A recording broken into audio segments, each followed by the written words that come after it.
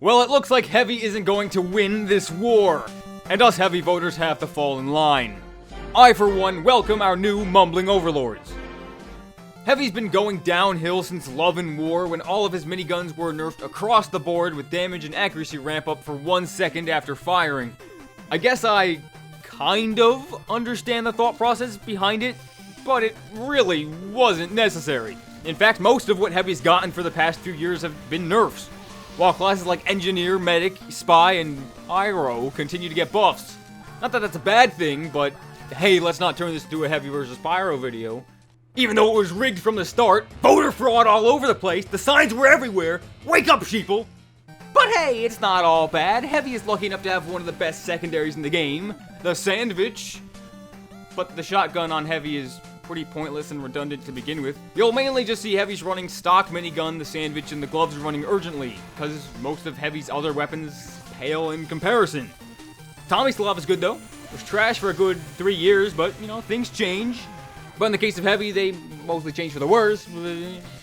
The damage and accuracy ramp up either encourages Heavy to stay revved in one spot, or just makes him rely more on a medic.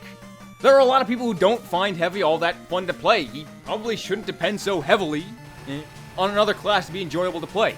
Of course, this is not to say that Heavy is weak, but the other power classes are a lot more mobile and they're less situational. Once the Heavy is overwhelmed by enemies, he's pretty much dead. How are you going to escape? I mean, in a scenario where Heavy is put in an empty vacuum against one other class, he probably has the upper hand, but that's just not how Team Fortress is played. There are map props, and enemies can get above you, and there are teams in Team Fortress. And with Pyro's update coming out first, I'm a little bit optimistic that they'll fix some of the flaws with the character, but I'm not sure I have that same optimism for the Heavy's update.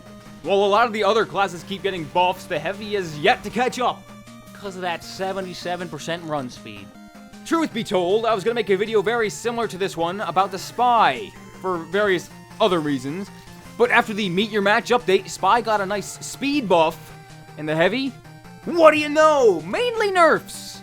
They did change up the Hulong heater, and it's actually really fun. I like the new stats. Just a shame we had to lose 2 other miniguns in the process. The Natascha and the Brass Beast were taken from us.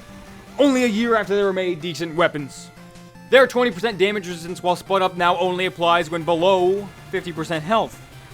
See, the Natascha and the Brass Beast have 2 major downsides each, but more notably, the Natascha does way less damage than stock, and the Brass Beast makes you pretty much immobile while revved. If they really felt it necessary to harshly nerf one of their upsides, they could have at least given us the common courtesy of reducing their downside compensate. Maybe.